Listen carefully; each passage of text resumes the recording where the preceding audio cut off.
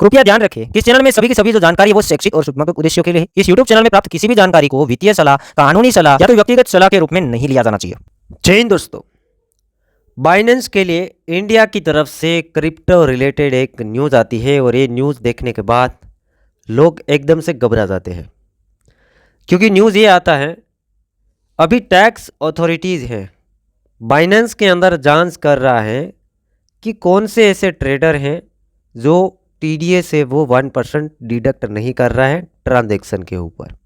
आप कहेंगे सागर भैया टीडीएस कैसे डिडक्ट करना है, जो कि वो चीज़ें मेरे को भी समझ में नहीं आता है, वो उसके लिए आपको एक्सपर्ट से ही मिलना पड़ेगा। और मैं अभी ट्रेडिंग वगैरह तो नहीं कर रहा हूँ, फ्यूचर्स वगैरह करता हूँ, उसमें टीडीएस है वो एप्लीकेबल नहीं होता है, वो एक कॉन्ट्रैक्ट ट्रेडिंग होता है, तो वो मैं फ्यूचर्स वगैरह करता हूँ। स्पॉट के अंदर बाइंग करके छोड़ दिया है और बाइनेंस का मैं प्रीवियस 6-7 महीने से एक भी ट्रांजैक्शन नहीं हुआ है।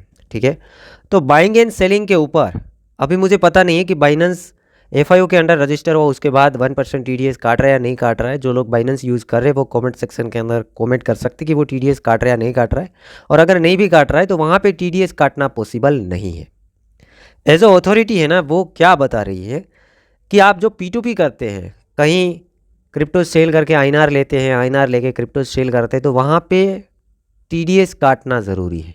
कुछ बड़े लोग हैं वो हाथ लगे, जो कि बड़े बड़े अकाउंट है उसके ऊपर जांच हो रही है। छोटे मोटे अकाउंट के ऊपर में भी ये लोगों की पहले नज़र नहीं जाती है, बड़े लोगों के ऊपर पहले यहाँ पे जांच होती है। जो बड़े बड़े ट्रांजैक्शन अपन 1000-2000 रुपये के करते हैं तो उसके ऊपर अभी कुछ नहीं हो रहा है।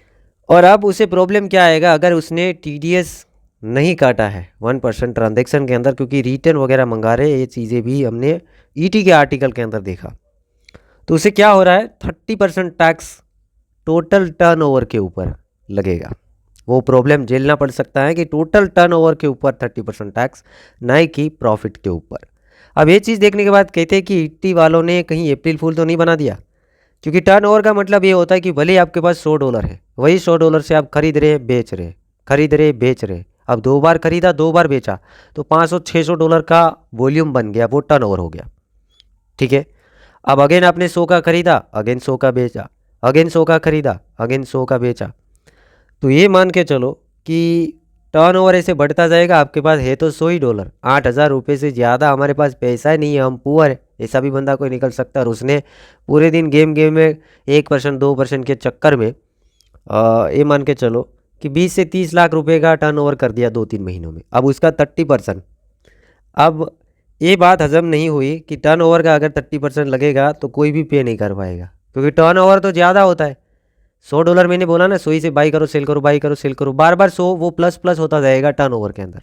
वहीं पे $1000 की बात करेंगे, बाइंग करो सेल करो, बाइंग करो सेल करो, दिन में 10 बार बाइंग किया और 10 बार सेल किया तो क्या होएगा, 10,000 और 10,000 और $20,000 का टर्नओवर हो जाएगा। और उसके पास तो $1000 ही है, तो फिर $20,000 के ऊपर 30% कितना हुआ, $6,000। अब है उसके पास $1000, वो उसके ही है, ठीक है, $6,000 का टैक्स नहीं दे पाएगा ना। तो वैसी बात कर दी है। अब ये अप्रैल फूल है या नहीं है वो तो मैं आगे बताऊंगा। अभी एक आर्टिकल है, ईटी का आर्टिकल है, उसे आप देख सकते हैं, आर्टिकल है ईटी का, ठीक है, क्लियरली आपको गूगल के अंदर देखने को मिल जाएगा। बाकी आप पता ना कि अभी बाइनेंस के अंदर बाइंग एंड सेलिंग के ऊपर टीडीएस कट रहा है या नहीं कट रहा है, वो कमेंट सेक्शन के अंदर डालना है। और कौन से लोग P2P कर रहे हैं और टीडीएस पे करना नहीं जानते हैं वो भी कमेंट सेक्शन के अंदर डाल सकते हैं, जो कि मैं खुद नहीं जानता हूँ। मैं खुद P2P भी नहीं कर रहा हूँ, क्योंकि जब से टीडीएस वगैरह लगा है और तब से मार्केट भी डाउन है, सेल करने की ज़रूरत पड़ी नहीं है, कोई भी चीज़ सेल करने की ज़रूरत नहीं पड़ी है, ओनली फॉर होल्ड, क्योंकि प्रॉफिट में गए नहीं है और ये रूल्स हमें समझ में आते नहीं है। बिना एक्सपर्ट के बिना ज़्यादा क्रिप्टो एसेट सेल करना भी मुश्किल है, ठीक है। तो पहले किसी का राय लेना पड़ेगा, बड़े एक्सपर्ट का, उसके बाद मैं खुद मतलब मेरा आगे देखने का प्लानिंग है। बाकी आप लोग क्या क्या कर रहे हैं वो चीज़ें कमेंट सेक्शन के अंदर डाल सकते हैं। बाकी घबराने वाली कोई बात नहीं है।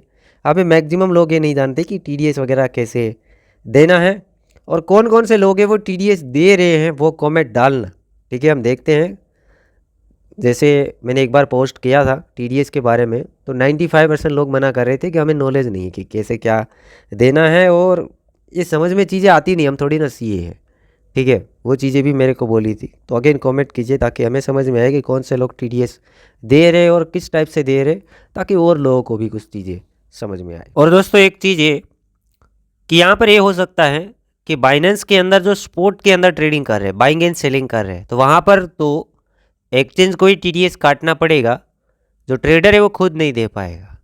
तो यहाँ पर जो प्रॉब्लम हो रहा है, टैक्स अथॉरिटी ने जो देखा है मेरे हिसाब से P2P वालों को ही देखा है, जो बड़े लेवल पे पूरे दिन P2P करते रहते हैं, कहीं से सस्ते दाम में USDT लेके महंगे दाम में सेल आउट करते हैं, बाइनेंस के ऊपर मैक्सिमम करते हैं ना P2P, तो उन लोगों को प्रॉब्लम हो रहा है। तो अभी ऐसे घबराने वाली कोई बात नहीं है। अब TDS नहीं कट रहा है तो हो सकता है आने वाले टाइम के अंदर स्पोर्ट के अंदर TDS कटना शुरू हो जाए, ठीक है।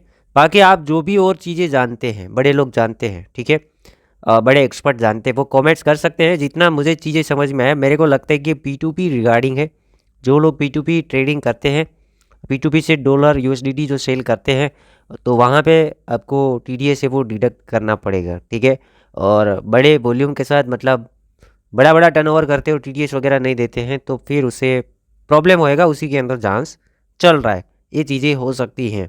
और अभी तो एक आर्टिकल आया है, और क्लैरिटी आएगी तो मैं शेयर करूँगा आप लोगों के साथ। और अप्रैल फुल है या नहीं है वो भी मैं चीज़ें आपको टेलीग्राम के अंदर शेयर करूँगा, तो टेलीग्राम को मस्ट ज्वाइन करके रखेगा।